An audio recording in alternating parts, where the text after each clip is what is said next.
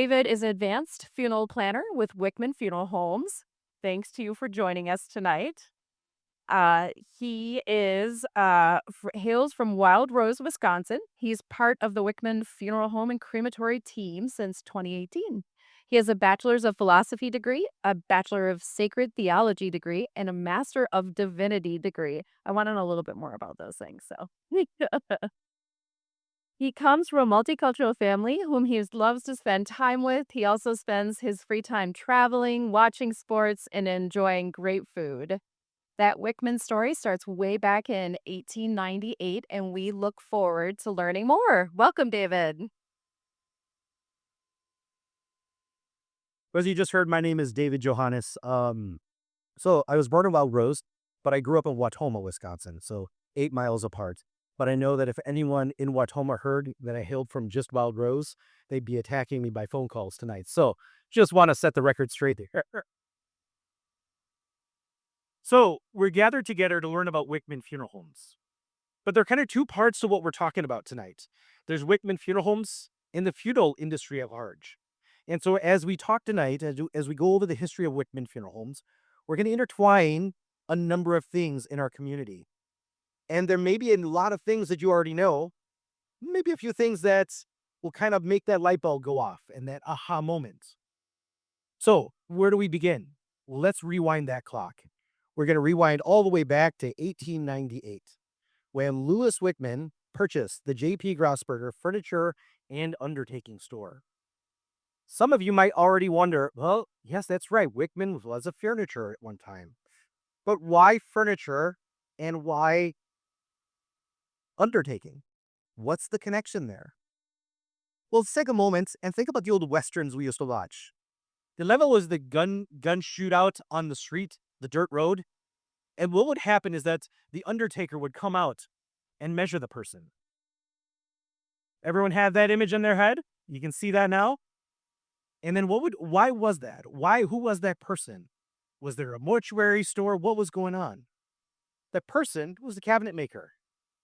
Now, if you've ever tried to put doors on or change your doors or cabinet doors or anything at home, I know the few times I've done that, I can't get it right the first time.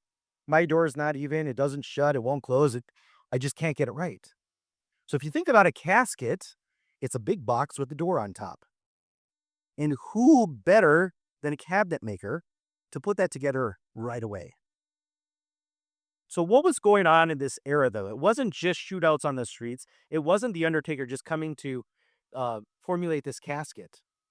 There's a whole part of what was going on in the history of just the way that our community lived. And so first of all, the undertaker, who is that? Well, I know when I was a kid, the undertaker was a wrestler. The lights would go out, he'd come out to some ominous music, and he'd throw people around.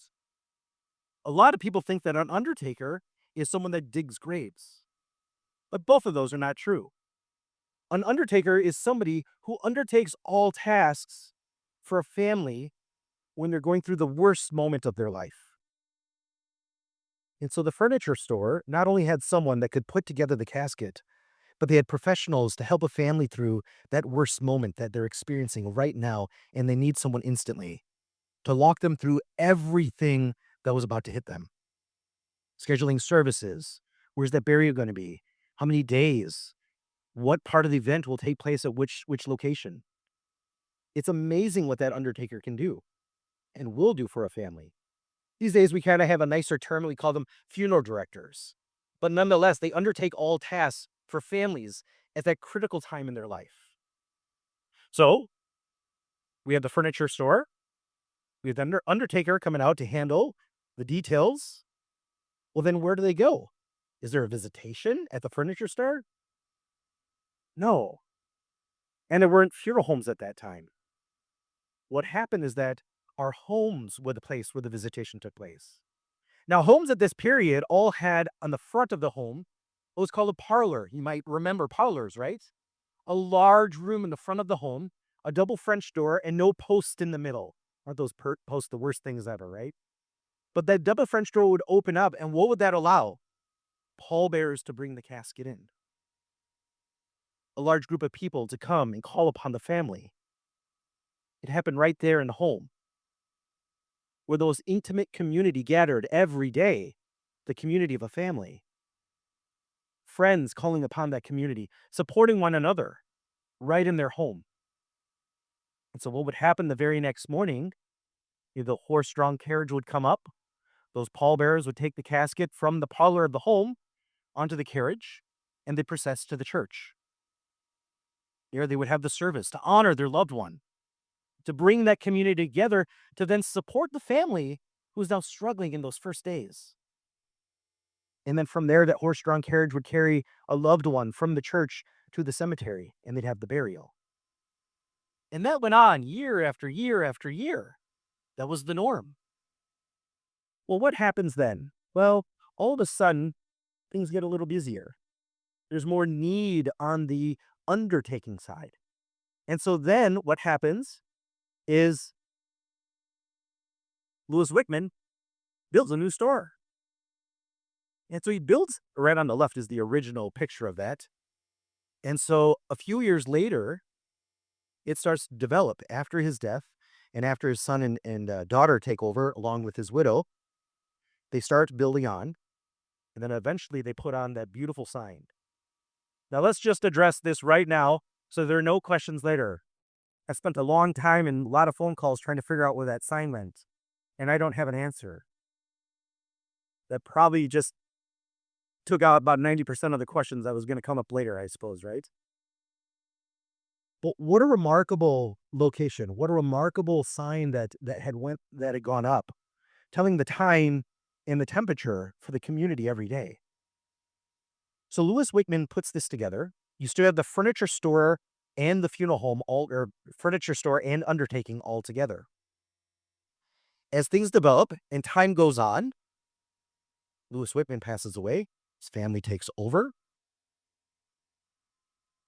Then, oh, guess I just put my notes on the bottom here. On the left, the building goes up originally in 1922, and then what it looked like in 1988. That was, and I'll explain what happens later. By that time, the funeral home is no longer there. There's a furniture store. So then as time goes on, actually, before we get to that picture, let me go back. As time goes on, the funeral portion or the undertaking portion needs its own location. So that moves to 228 North Oneida Street.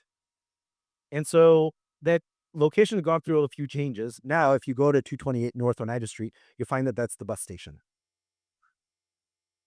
That's where the funeral home was next. And it was there for about a year and a half. In the meantime, the family was building a new funeral home. We needed more space because now the funeral home or the portion of the undertaking now grew separately from the furniture store. So then this building is put up. If you don't know already, it's been mentioned quickly. But right on the corner of Franklin Superior, we put up our new building, new at that time. Fast forward just a little bit, and that becomes the Appleton Historical Society. So if you'd like to see a building where we used to be, you can visit this one. Incredible construction. It's on the Wisconsin Historical Register. So there's a lot of history there. Yes. Excuse me, what year was that building built? That was 1931. So 1929, we moved the funeral portion of our services to 228 North Oneida Street. 1931, the family then builds this. All right. So as time goes on, let's go back to what was going on in our community. So as I mentioned, with homes, you had that parlor out in front. But if your communities, or I know your communities, like the one that I grew up in as well, is that homes went from having parlors to what my house had in the front, and that was a porch. And the porch had one door on the front. There's still plenty of space. But I tell you what, you couldn't get a casket inside. There's no way.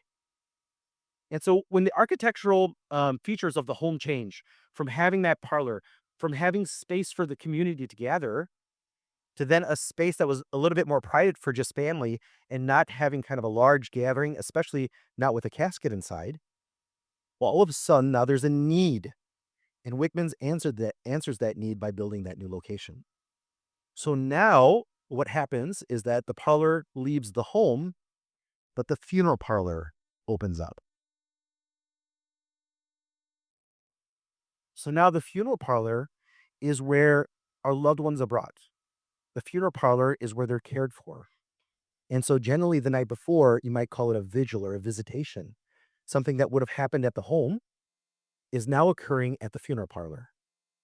But the same type of a thing. The next day, now rather than a horse and buggy coming, well, now we have a coach or a hearse, if you will. And now there's the procession to the church. And then after the services where we honor a loved one, then to the cemetery for that final resting place. And that was the norm year after year after year. Well, eventually, as we all know, everyone likes softer language. Everyone likes flowery language, especially when it comes to death. They say that the two biggest fears or two most common fears are public speaking and death. And so when that pastor gets up to pray in front of a deceased loved one, they're going through everything at the same time, right? But nonetheless, because it's so difficult, eventually the term funeral parlor changes to funeral home. And then it calls back to mind the fact that we call upon the family. We gather together. We honor one another. We honor our loved ones who have passed away at our home. And so that's where the funeral home term comes from. So years go past, and eventually we need a larger space.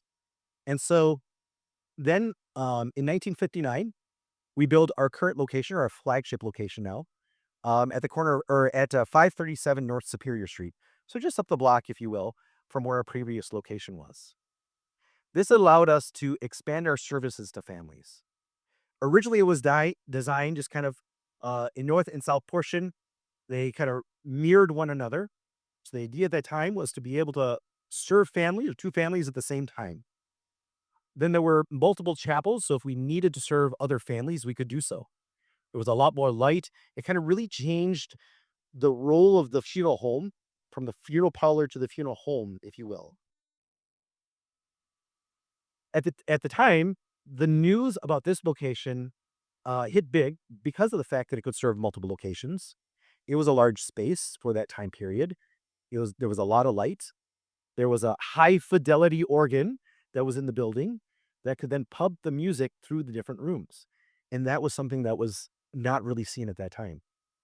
So a really big move in transition. So then about 10 years ago, our owners decided, well, let's open this up even more. The Denzo family in 1988 purchased the funeral home from the Horn family. The Horn family had married Wichmann, who was then a descendant of Louis Wichmann. I think we actually have some descendants here today, right? Where did you go? Is it okay that I point you out? Yeah, the whole family. Yeah. Um, so at that time, Dan and his wife decide, let's open this up. Let's make this a lot more open to serve families. And so they do a complete redesign of the interior. The interior now, rather than having a chapel on each side, now has a chapel on one side, a reception room on the other, a family gathering space to meet with families to arrange funerals, and a spot for caterers to set up. So a family, especially in inclement weather or during COVID, we're able to serve families all in one location. And not about you, but when I was a kid, our local funeral home had a number of chapels inside. And we had this extraordinary gift that we could walk into the funeral home and always end up in the wrong chapel. And so we had to backpedal and go into the next one. And so the ideal was really that you could serve one family in one location. Now that came with a lot of help because um, in 1998, Wichmann Funeral Homes merged with the Fargo Funeral Home family, who had Fargo Funeral Home in Kaukauna and Jansen Funeral Home in Kimberly. The same year, the Vanderkolk family, who had a Wichmann Tri-County Chapel, which was previously named the Fox Cities Funeral Home. So I normally do well without notes, but every once in a while I have to trigger my memory here. So the Fox Cities Funeral Home was owned by the Vanderkolk family, and they merged with the Wichmann Funeral Homes. So that expanded our service area. In 2014, Dan Denzo and his son Luke Denzo then purchased the Martin's Lemerick Funeral Home in Menasha. And so then it all became one family. So we went from the one location to the 5 locations. So these are the other 4. What that allowed us to do now is to use each location as its own chapel. So rather than each location serving multiple families at the same time and now causing maybe havoc in the parking lot or um, like my family walking into the wrong service chapel, it allows us to serve a single family at a single site. And it just allows families to have a lot more peace and comfort that way. So with each of our locations, there's a lot of history with each one. Um, and really from the beginning of time, from the beginning of time, if you will, as far as caring for our loved ones and the different traditions that go along with caring for our loved ones, especially at the time of death, we've come a long ways. But ever since the beginning of time to now, it's always been about caring for the community. It's always been about caring for one another. It's always been about supporting one another when someone who we love has passed away or gone on. So that's what this is all about. As far as the historical context of family, um, so as we talked, Louis Wichmann had passed away, um, and then the Johnson family. So Louis Wichmann's daughter had married a Johnson, so there was the Johnson Wichmann Funeral Homes, and then some time passed, and the Wichmann name, if you were the family, took the furniture portion. The Horn family, who's married to a Wichmann, then helped with the furniture side.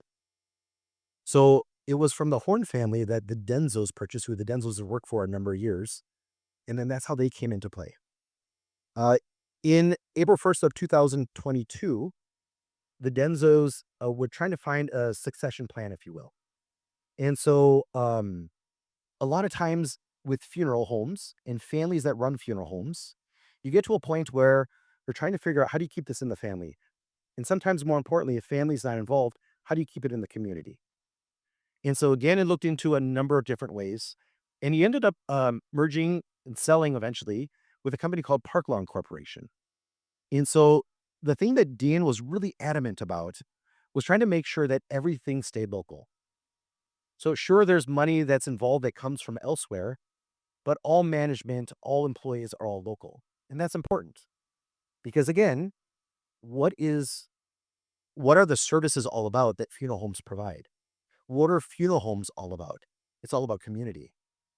And so really, if we break down community, what does community mean? Well, community from the old Latin term communio means to be together, to be one. And when you talk about that, it's really about loving.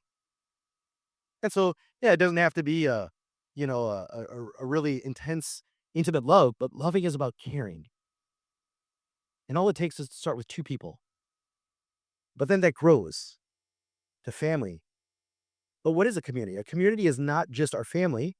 A community is our neighborhood, our church. It could be the historical society. It could be um, the card club. For my mom, it's a group of ladies that goes to the casino. Sorry, mom, if this is on the internet. Uh, that outer secret. But it's about caring for one another. And the thing about that is that when we're part of a community and someone gets ill and they can't make an event that we're at, what do? We reach out to find out how they're doing.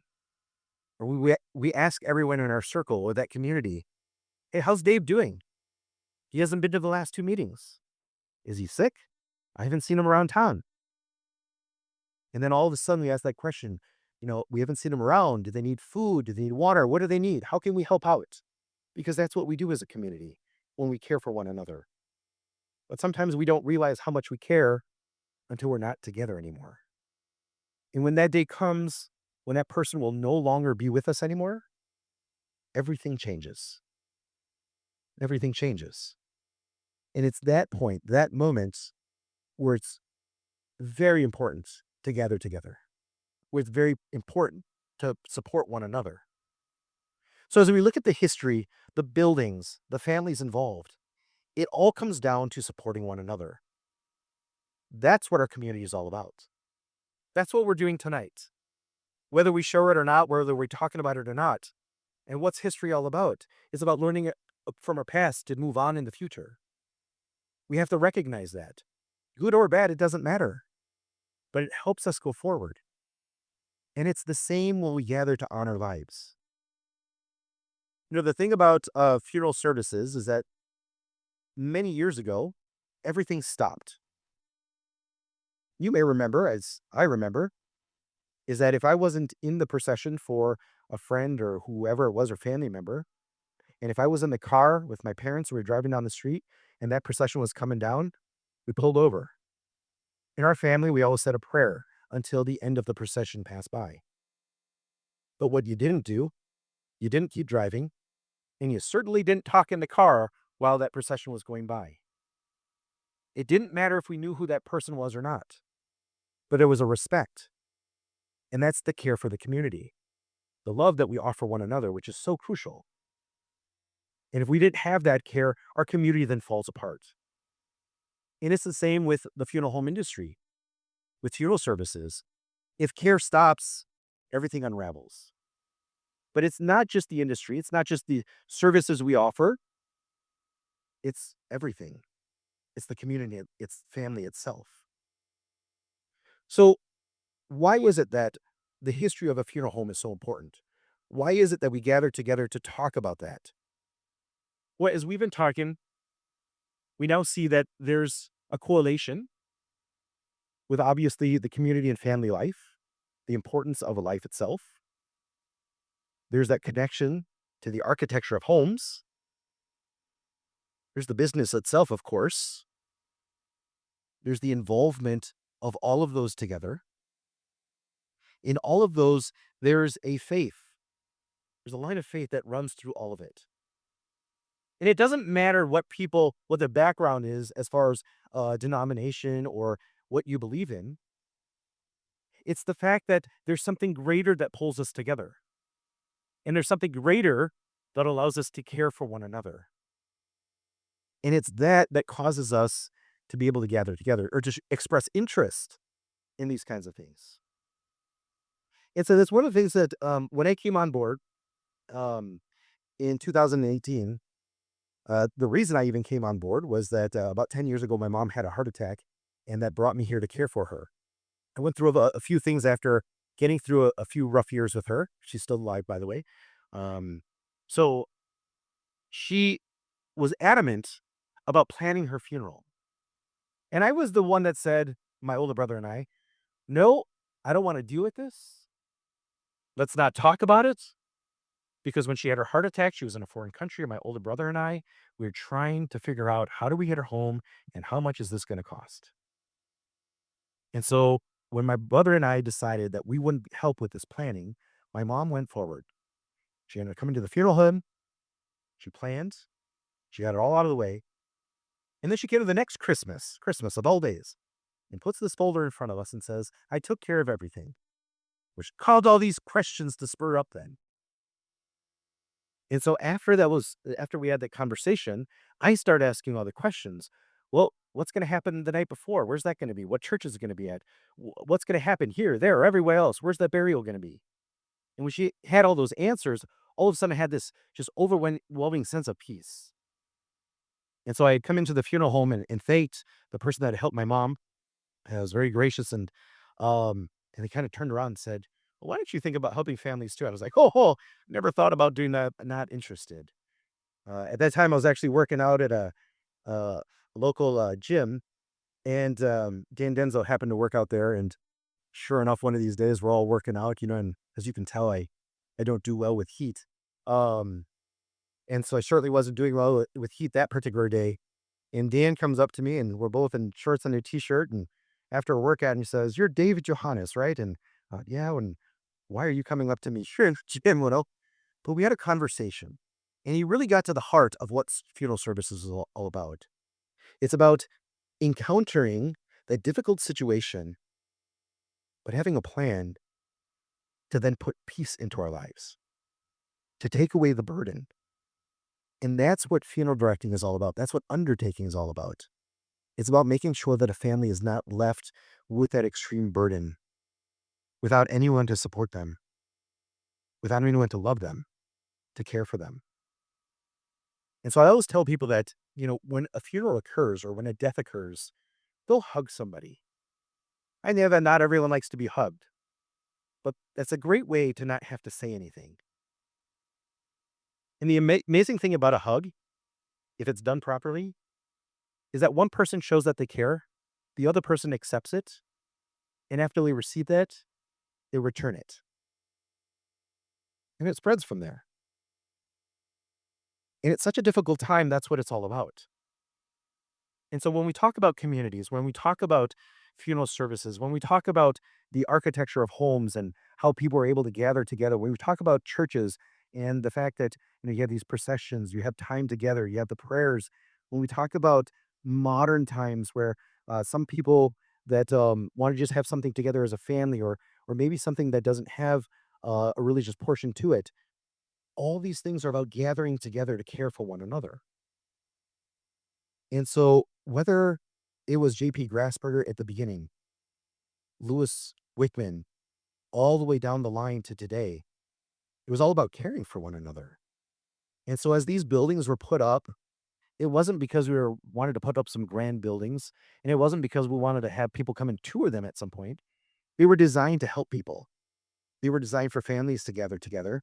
They were designed for communities to gather together. And so what I've done is I brought a number of newspaper clippings and photos from the funeral home. And one of the things that just continues from each one is the care that's poured out from the families from the very beginning all the way to today. The other thing that really shows is that throughout the years, there was such an understanding from the Rasberger family, from the Wickman family, the Horn family, the Johnson family, the Horn family, the Enzos, to now all of our employees. There's such an understanding that when death occurs, we're lost. And we need people to gather us together. We need people to point us in the right direction.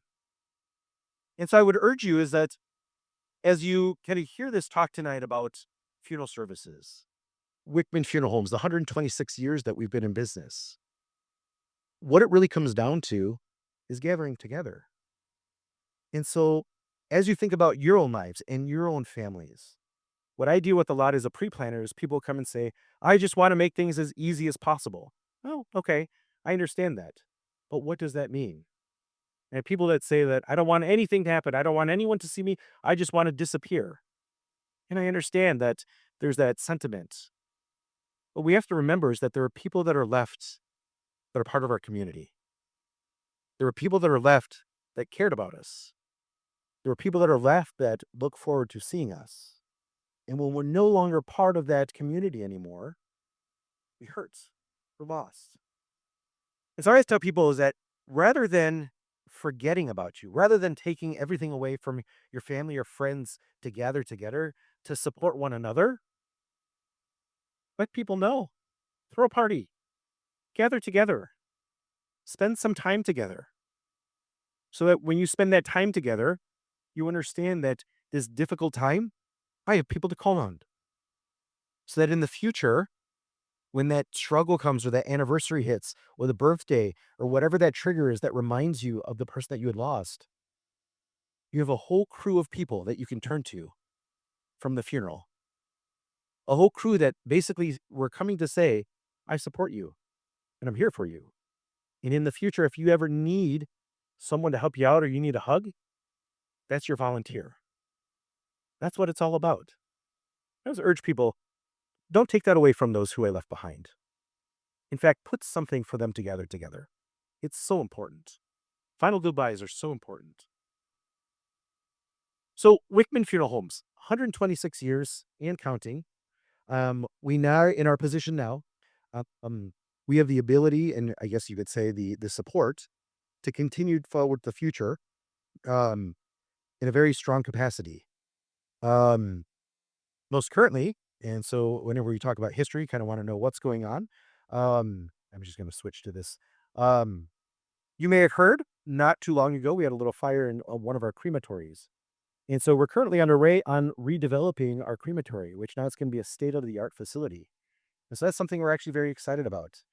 So yes, the day that fire had occurred, we were distraught, as anyone would be. But it's amazing that in order to have new life, something has to happen.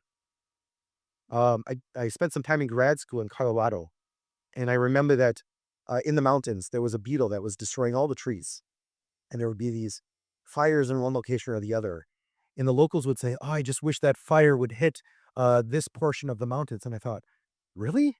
That's crazy. Why would you want more fires? You're already dealing with this. And they said, in order to destroy what the beetle's doing. And when there's a fire, new trees come to life. And so we're really looking forward to that at the funeral home, having a new state-of-the-art facility, especially for cremations. What's interesting in the 1970s, it was actually 1978, we were the third funeral home in the state of Wisconsin to put a crematory in. Now, in 1978, if you think back, if you think back to funeral services, how many cremations were going on at that time? Not too many. Not too many. A lot of people rejected the idea, didn't think it was something that was feasible or something that was humane, and so it was kind of downtrodden, if you will. But how incredible! What vision at that time to realize that this would be a great need in the future. Currently, in the state of Wisconsin, we see about just over 70% of loved ones that come into our care that are cremated. What a change. The majority of cremations that we do are actually what we call ceremonial casket cremations, which means that when you go to the service, everything looks just like a normal casket, ceremonial or rental casket, if you will. And so that's what we see most often with cremations. But it allows families to have their goodbyes. And then afterwards, pallbearers still take that casket out, the hearse. But rather than going to the cemetery, the hearse comes back to the funeral home. The interior comes out and a cremation's done that way. So that's what we see most often with that number, the 70+% of people that are being cremated. So I think sometimes people will come to me and say, or I'll ask, well, where do you plan to have your final resting place? Well, where will your remains go? And they'll say, be cremated. Well, that hasn't answered the question yet. Where will those go? Is there a cemetery or is there a memorial park? What's your plan? What is your final resting place? Where will people come in the future to honor you? Where will they come on the anniversaries or what is that physical spot where generations down the road when they want to do maybe a family tree or a rubbing of a monument to have your name and maybe your dates put someplace, where are they going to go for that? And so it's really important. So even though there are many cremations that are done, it's just as important to think about where will that final resting place go? Treating those cremated remains the same way that we would a whole body in a casket, if you will. So funeral services, what's available there, and what is it that Louis Wichmann and up to now, what is it that was offered? Well, as I mentioned before, when those gunfights in the street would happen and the undertaker would come out, everyone at that time was in a casket. Everyone essentially went to the home and then went to a church, and everyone was then buried at a cemetery. And so, any number of cemeteries, especially in Wisconsin, you can find people that back to the 1800s or something like that. And it's really amazing. But then as time went on, and especially as cremations became kind of an option, then people started thinking, all right, well, how do we do this? And that's why that ceremonial casket service came to play. Now, there are many other ways to do that. And then cemeteries started offering different options, of course. So different niches or mausoleums, columbariums, all fancy words that mean find a resting place, either for a casket or for an urn. And so I know that there's a tour at a cemetery in a couple weeks, I think I saw. But that's something that now that you kind of understand how is it that families are served, then what happens afterwards? Where's that final resting place? And how is it that those connect? Remember, that's all about loving one another. It's all about the community gathering together. It's the same reason why at a cemetery, they're not just left overgrown. And it's the same reason why if you ever go to a cemetery and you see a stone that maybe has some moss on it, and you think, maybe I'll volunteer to come back and clean this off. or a couple years ago, you may have seen there was a nice write-up in the Post Crescent, and there were some volunteers that went throughout the cemeteries, and they went to all the veterans' memorials, and they cleaned them all off. What a way to honor those who risked their lives for us and the freedoms that we have. So that's another beautiful thing, is that when you talk about funeral services, it's not just, the straightforward uh, church service. It's not just something that families are doing, maybe in a park or wherever it might be. It's not just about having a luncheon, but we honor veterans. We honor different service people, police officers, firefighters, the nurses, uh, educators, so many different walks of life. So whether it's something that, where there's a casket with a flag drape, and we have service night coming in and honoring the service of one of our loved ones, or it's someone that just lived a quiet life, we respect both of them. We honor both of them. So one of the things that, as we built the new buildings, as we redesigned the interiors, one of the things that we saw that was very important was having a space for people to gather together to have their luncheon right after their service. So I don't know about you, but in my family, my dad is actually from Watona Homestead Farm, Germanic background. My mother is from southern Mexico, Acapulco area. My dad taught English in southern Mexico, met her there, and brought her back here after they married. And so my mom and my dad are two totally different people. And it's amazing that as I was talking about communities supporting one another, it also kind of points to what happens at a funeral service. A lot of times I'll ask, will there be a luncheon afterwards? And some people say, I don't want to pay to feed anybody. That's what my dad says. And there are other people that say, I want people to go home with leftovers. That's what my mom says. But what is it about a meal? Why does that happen after a funeral service? And so if we rewind the clock, when these were at churches, the church generally had a group that offered a meal afterwards. And now at funeral homes, we have reception rooms where a caterer comes in and there's a meal offered. But what is a meal all about?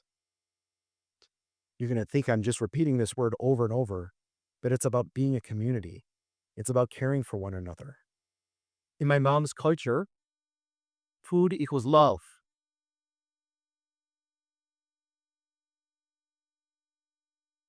She loves me very much. My brothers too. Um, but if you ever encounter my mom, one of the first things she says, are you hungry? Do you need something to eat?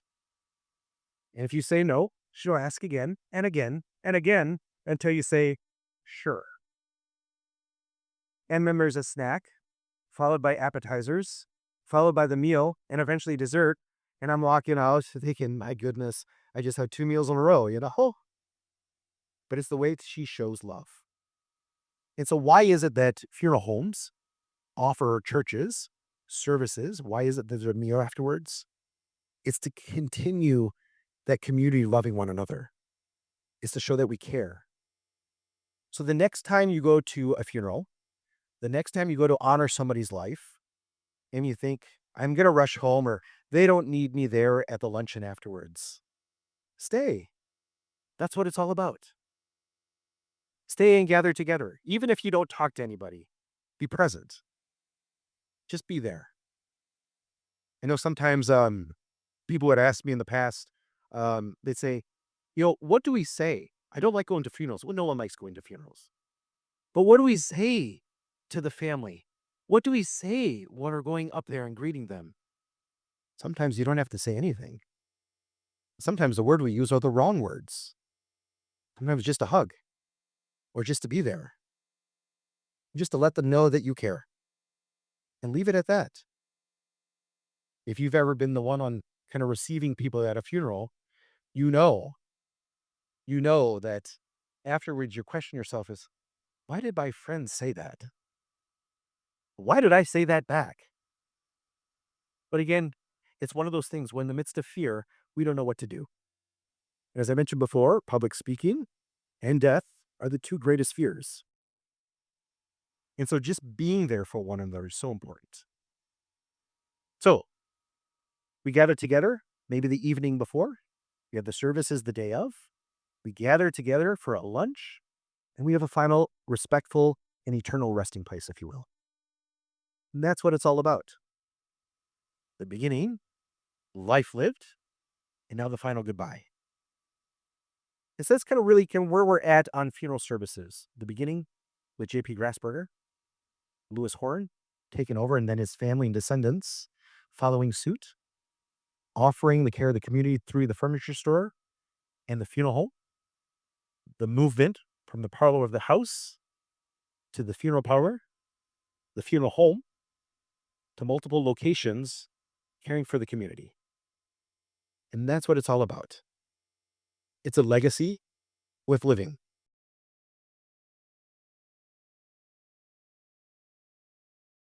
Does anyone have any questions? Yes. Okay, over the years, Yes. funerals used to be 3 and 4 days. Now they're lucky if you have an hour. Um, Is this just a sign of the times, or Yeah, that's a great question. So, if anyone did hear, the question was in the past, funerals used to be maybe 3 or 4 days, and now it seems to just be kind of a quick, sometimes an hour, and that's it. So let's kind of go through what a service used to look like and what the meaning was. So it used to be that all services had a religious element to it. That's just the way it was for centuries, millennia even. Even before Christianity, there were still services. And if you look at indigenous populations, it was even longer. And so there's generally a time of mourning. And then time of mourning would last days. So even those tradition of 9 days in the past, if you really want to get into that. So I know as mentioned before, I have background in theology and divinity. So I'm going to try not to get too heavy on that. But if you really look into that, there was a tradition of 9 days of mourning. Most recently, the Bible passed away. And what was it? It was 9 days of mourning. There are 9 masses that were said 9 days in a row. On the final one was then a transition to electing the new Pope, the conclave, which, then the white smoke and everything else, right? Um, but that's the way it was for every person. 9 days. And that got shortened down to 3 total days. And then eventually people would do services afterwards, or they would have celebrations at their church, continuing to honor their loved one. So that went from 9 days down to a night before, which was often called a vigil, when people would gather the night before. And so that would be at the home, for instance. That's what would happen at that parlor, which happens a lot of times at the funeral home now. There are some churches that will do it the night before there, but just having security and janitors and everything involved, it's just easier to do at the funeral home the night before. So that's that night. A pastor might come, offer some words of encouragement for the family. It offers friends and family to gather together. If you rewind the clock, not too many years ago, if there was a funeral, every employer gave you time to leave. That's the way it was. It was your friend? Go ahead, take a few hours, and they come back to work later. Or anyone in our current day knows, or if there's a funeral, and if you're not an immediate family member, good luck. It's not going to happen. And so, right day before was crucial to just offer that time for the family to gather. The day of then continued that time of mourning. And so you may have read old newspaper clippings where the obituaries would have said to call upon the family at the home, and then the day of call upon them at the church. Well, that's what's happening there.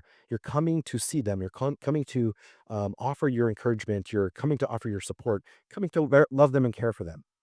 And then the service would occur. And so the service essentially is a time where there's a ritual or tradition where we're honoring that life lived.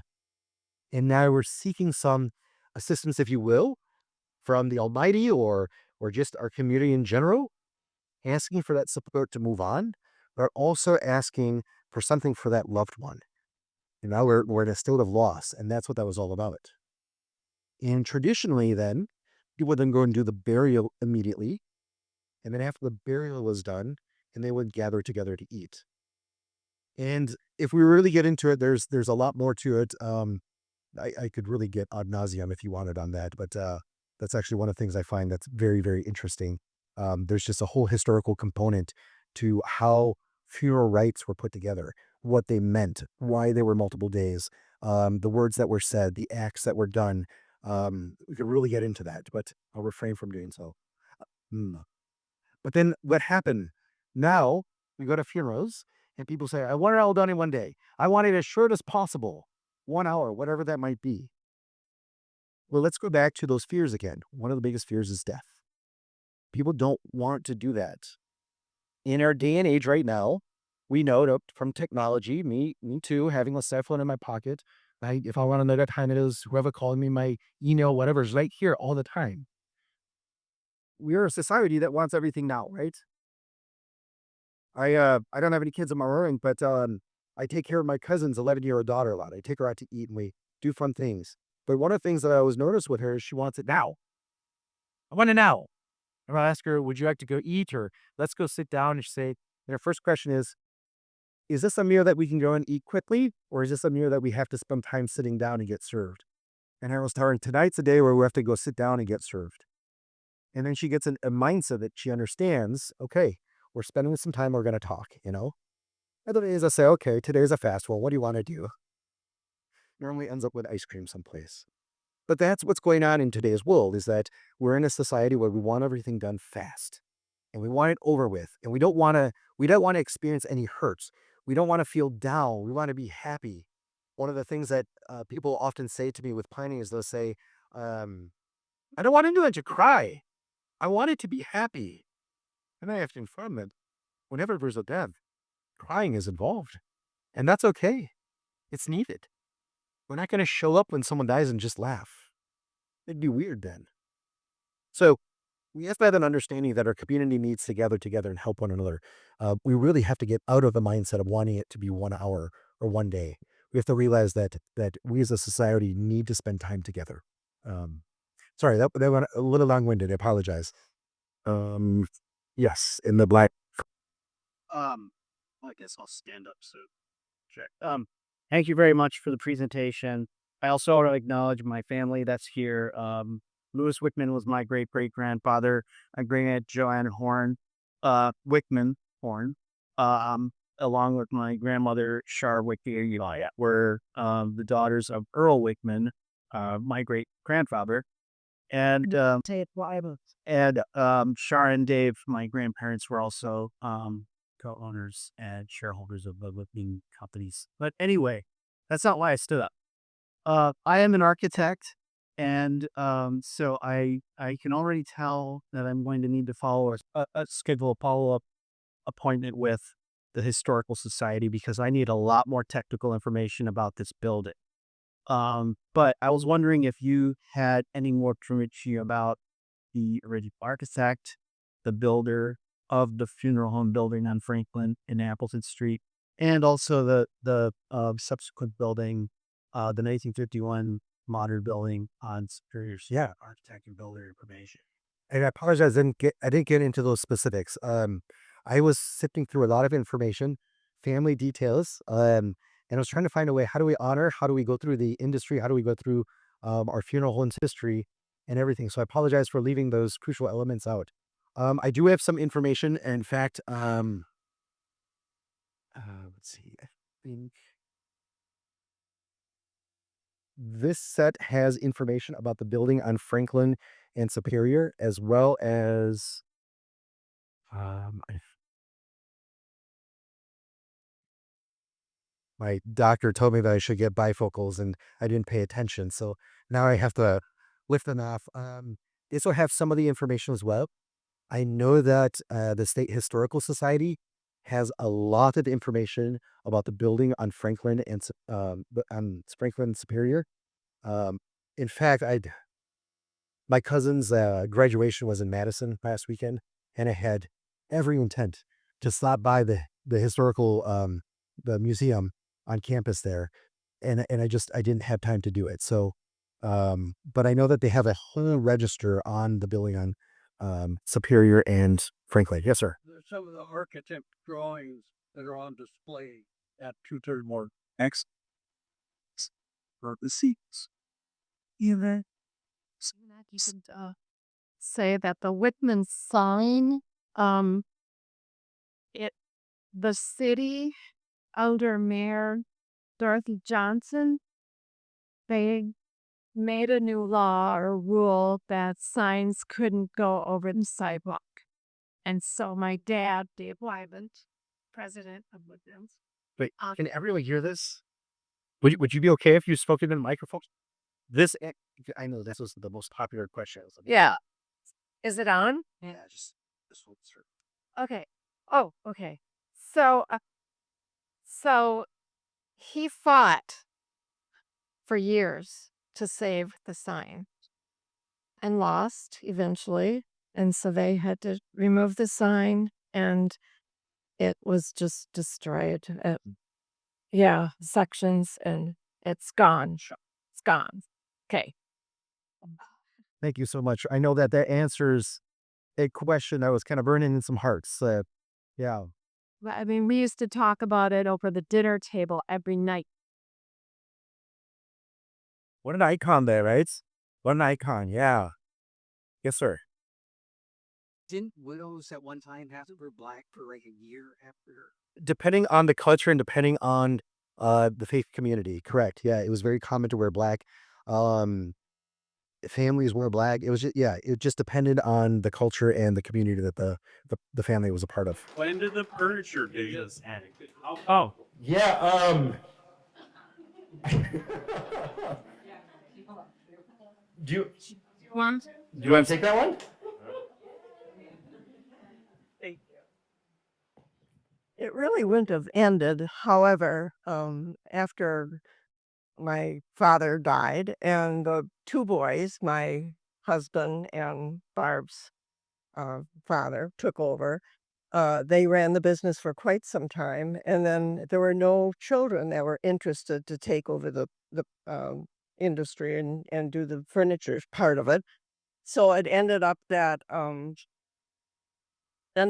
they had let me see, there was a oh, we're trying to think of what year that was. Anyway, they ended up that R.B. Hammond was running the funeral home at the time, and that was Greta's husband, which Greta was a sister to my father. And he wanted to retire. He had a heart attack and he was ready to retire, and he was the oldest of the three boys.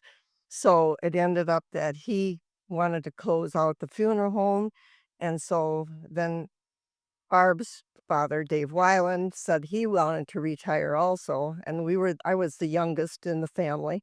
So my husband was like, well, we either have to buy out everybody or we have to retire also.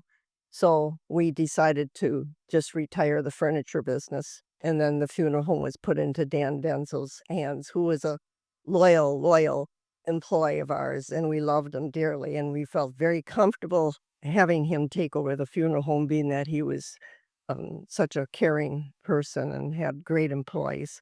So that's how it all went. Thank you so much for that. Sorry that you have fire at your crematorium. One, since you said 5 homes. Where was the crematorium that at the fire? Yeah, so we have two crematories. There's one at our 537 location. That's where the fire was. And then we have one at our Jansen location in Kimberly. Mhm. Yeah. was there crematorium at the College Avenue location behind it? Yep. Off.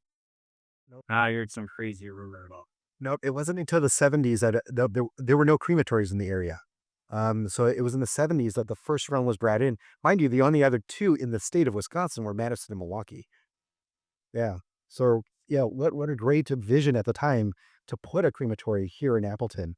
And I'm sure people at the time thought, what's going on with the family? You know, what are you thinking? But what a great vision. Yeah. Like, Yes, sir. do you cremate pets? No, and in the state of Wisconsin, it is against the law to cremate humans and loved ones with or pets in the same facility. So no, we do not. There is a service not too far from here that does just pets, though. Mhm.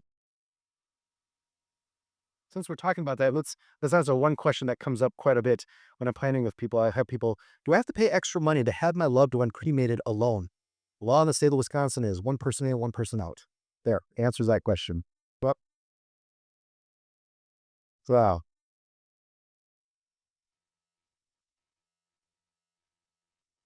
Any other questions? Where does the mother and stillborn child create? That's a little bit different circumstance. But in order to do that, without getting too technical, there's a way to do that in a legal way where they're separate together. That makes sense. Yeah. Yeah, it's so you're talking about someone that would pass away, let's say at this exact same time, right? Yeah. Um, Whenever we get into questions about cremation, I get very cautious because there are people that are okay with hearing about what's involved in cremation, and there are people that are absolutely not okay. So I'm not going to get into specific detail, but just to show that there is a way to do so legally, which separates the facility into two parts, and that's it's very important, and it's a legal necessity that when a person goes through the cremation process, that there's a way to identify them throughout the process, and so there has to be a way to show that it's this person and that person. And only in the very rarest of cases, like one that you just mentioned, would that be even possible. Whereas any other circumstance of someone that was even a month old would not happen like that. Hmm. Like, what happens to the medical implants that the patient has in? Yeah. So again, try not to get too technical. Um, so essentially, let's just say something's titanium, right? When a cremation occurs, everything that goes in comes out as cremated remains. There's no ash. And so I'm going to leave the details at that. But when you're talking about titanium that can't burn or that won't go away, that's left over. And so every crematory everywhere ends up with stuff like this. We can't give it back to the family. That's illegal. And so it goes to a medical recycling. And then there's money that comes back for that. But we do not keep that money. So we donate it to a good cause in the area. So currently we donate that to the orphans of the Fox Valley. Mhm. Thank you. You're welcome. Any other questions? Let's stand.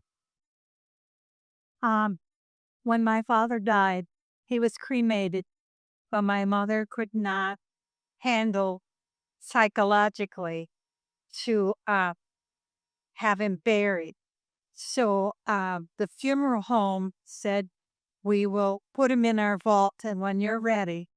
It took 3 years for her to make that decision.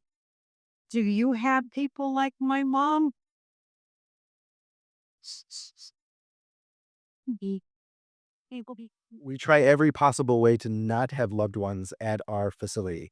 So when a cremation occurs, and that's actually where my job really comes into play. So my job is a pre-planner, someone that helps families have plans in advance so that when something happens, now that plan goes into effect and it's fulfilled. So whenever someone comes to me and talks about cremation, one of the first things I ask is, where's your final resting place for your remains? And sometimes, oh, I'm being cremated. What does it matter? It does matter because there are always things like that happen. Our goal is for that not to happen. When there's a plan and people know where that final resting place is, it happens immediately, and we don't have to worry about a family not being able to go through emotionally later on. Your mom's not the only one in that situation, but we try everything possible to make sure that family doesn't go through that day after day, month after month, year after year. Um, is that okay that we keep taking questions? Yeah, we got more questions. I will try not to be as long-winded. I think this hand went up first in the purple. All right. Used then- to be casket burial. You had a concrete vault and the casket went in. Now all of a sudden we're looking at going back to nature and do recyclable caskets. Wow. Ooh, what? What's the funeral look on this? As far as green burials, Yes. so there are a few places in Wisconsin that will do a green burial, and generally green burial means that there's no embalming. A loved one is wrapped in a shroud, like something like, let's say, bamboo fibers or cotton fibers, and then with a natural cord, and then they're lowered directly into the ground. The three most common places for that, there are two in the Madison area and one in Milwaukee. There are some cemeteries that'll make exceptions. but it's not something that's common.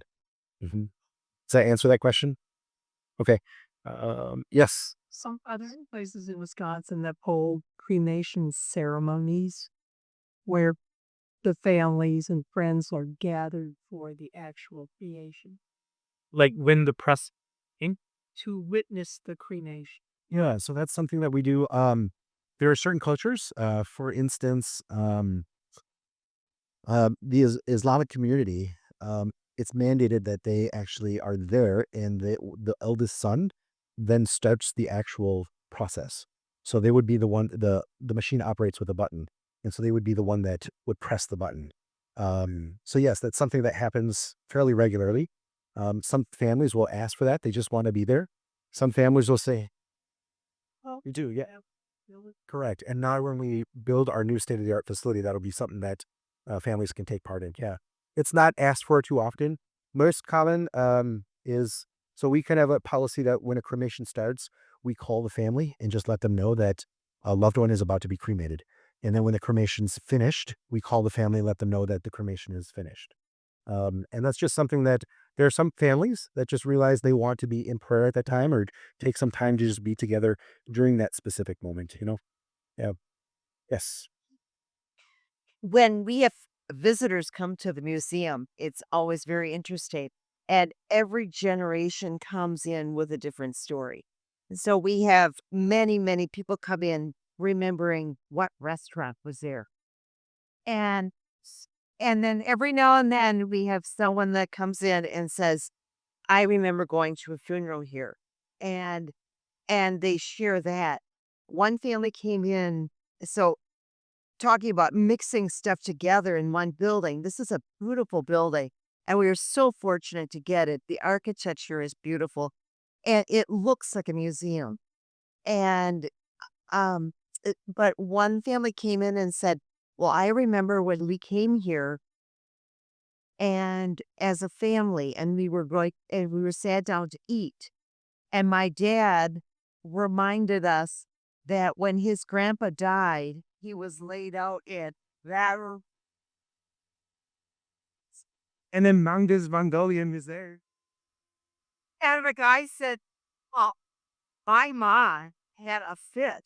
And we couldn't get out of there fast enough, and we never would return because she wouldn't go back there and eat because grandpa was laid out in the other room. So, but for us to use this building, um, I think we honor those people that went through, and that was the place that they said goodbye to their family members, because we're honoring history. So it's a perfect, perfect place, and it makes that whole circle even bigger because we're honoring, and some people will say, don't you feel like there are people here? And I said, no, no. When I talk to them, every time I go down the basement, I talk to them. And because I was telling, yeah, because I feel as though, um, how honored they are that we're using this building to remember their history. So I think it's just like a circle. Beautiful. Chip. Just for the record, we've been there a year and none of us had had contact with anyone from the past. That's good to know. Thank you all so much. Thank you, David. Big round of applause.